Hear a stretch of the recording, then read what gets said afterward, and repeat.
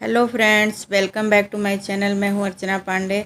आज लाई हूं मैं आप लोगों के लिए लिट्टी चोखा की रेसिपी जो कुकर में बनाएंगे। और ये रेसिपी मुझे बहुत पसंद है, मुझे लगा आपके साथ शेयर करना चाहिए। शुरू करने से पहले फ्रेंड्स, अगर आप मेरे चैनल पर नए हैं तो प्लीज़ मेरे चैनल को सब्सक्राइब करिए। वीडियो पूरा देखिए, देखने के बाद अगर पसंद आए तो वीडियो को लाइक करिए, अपने फैमिली और फ्रेंड्स में शेयर करिए। तो चलिए शुरू करते हैं बनाना।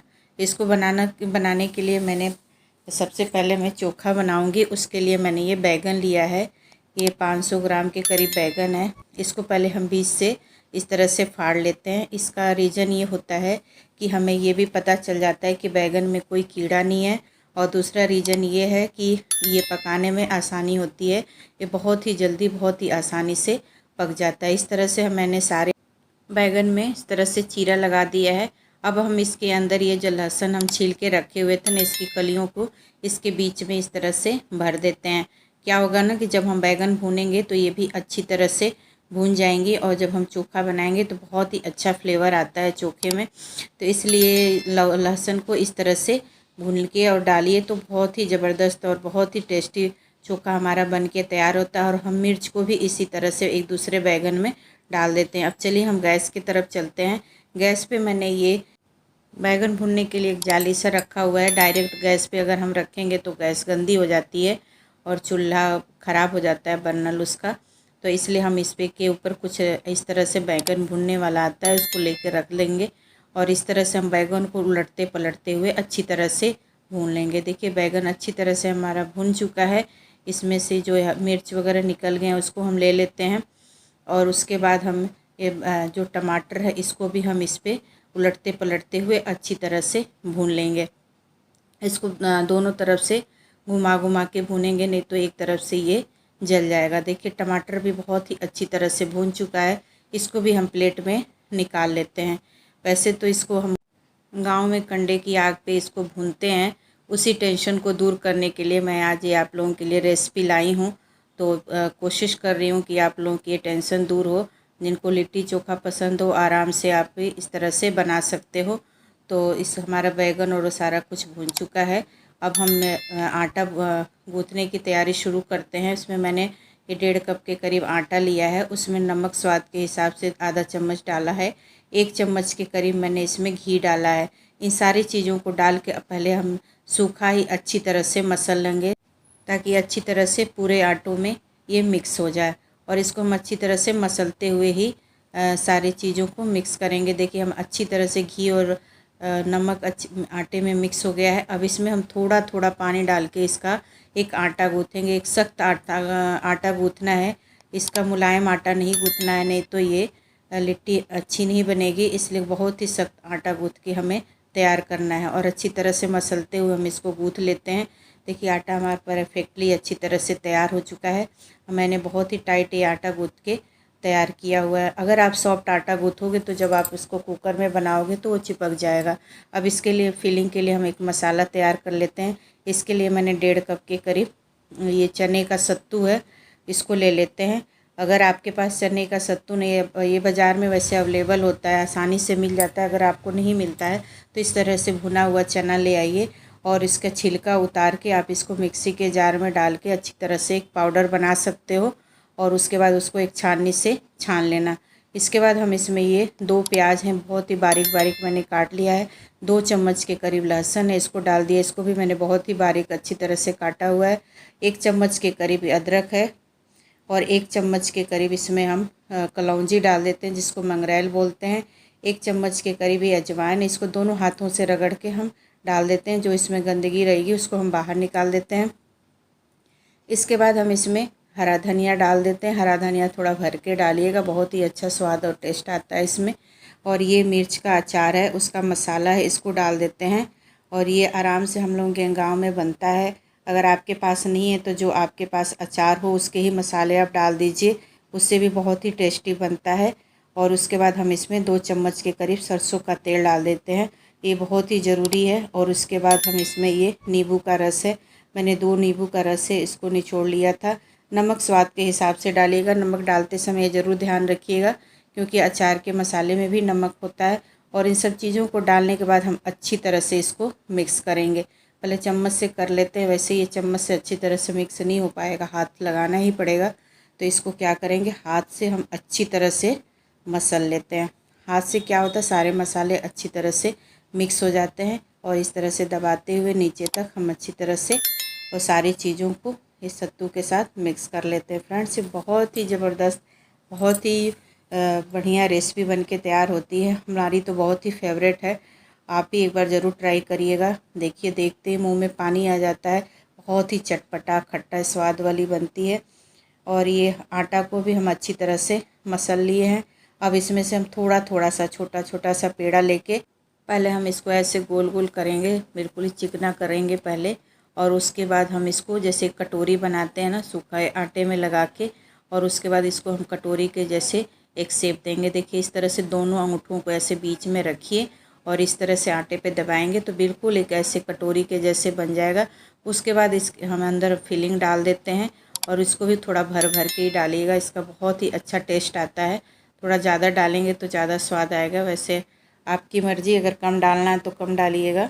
और इस तरह से हम गोल गोल ऐसे करके और इसको भर के बंद कर देते हैं। और देखिए, बिल्कुल लिट्टी हमारी तैयार है ये एक। और उसके बाद अब एक और हम आपको बना के दिखाते हैं। थोड़ा सा हम आटा लेंगे पहले, फिर वैसे ही हम सेम प्रोसेस से इसको हाथों पे दोनों हथेलियों से ऐसे घुमाते हुए गोल बनाएंगे चिकना। और उसके बाद अब थोड़ा सा सूखा आटा लेके और दोनों अंगूठों को बीच में रख के इस तरह से हम गोल गोल करेंगे। इससे क्या होगा, एक कटोरी का शेप ले लेगा और उसके बीच में हम ये फिलिंग डाल देंगे और इसको भी हम दबा के अच्छी तरह से भर लेते हैं। और उसके बाद ऐसे गोल गोल करके इसको बंद कर देते हैं। और हमारा दूसरी भी लिट्टी बन के तैयार हो चुकी है। फ्रेंड्स, कि इसको कई जगह पे लिट्टी बोला जाता है, कई जगह पे बाटी बोला जाता है, कई जगह पे इसको भौरी बोला जाता है। आपके यहाँ क्या बोला जाता है ज़रूर कमेंट करके बताइएगा। इस तरह से मैंने अपने सारे बाटी को भर लिया है। थोड़ा सा कुकर में 1 चम्मच के करीब तेल डालेंगे। तेल डाल के हम अच्छी तरह से इसको एक ब्रश से और पूरे तरफ चारों तरफ से कुकर में फैला लेंगे। इससे क्या होगा कि हम जब लिट्टी पहले डालेंगे तो ये चिपकेगा नहीं। और आटा भी हम इसीलिए आपको सख्त गूँथने के लिए बोले थे कि क्या कर, जब आप इसमें कुकर में डालते तो चपटा हो जाता, चिपक जाता। और ये थोड़ा सा टाइट आटा रहता है तो ये इस तरह से चिपकता नहीं है। और इस तरह से हमने कुकर में अरेंज कर लिया है। कुकर के ढक्कन से आप इसका रबड़ और विसल दोनों निकाल दीजिए। ये बहुत ही ज़रूरी चीज़ है, इस टिप्स को बिल्कुल मत भूलिएगा। और उसके बाद इसको हम आँच को बिल्कुल ही लो रखेंगे, आँच को भी तेज़ नहीं रखेंगे, बिल्कुल लो फ्लेम पे ही पूरी बाटी हम बनाएंगे।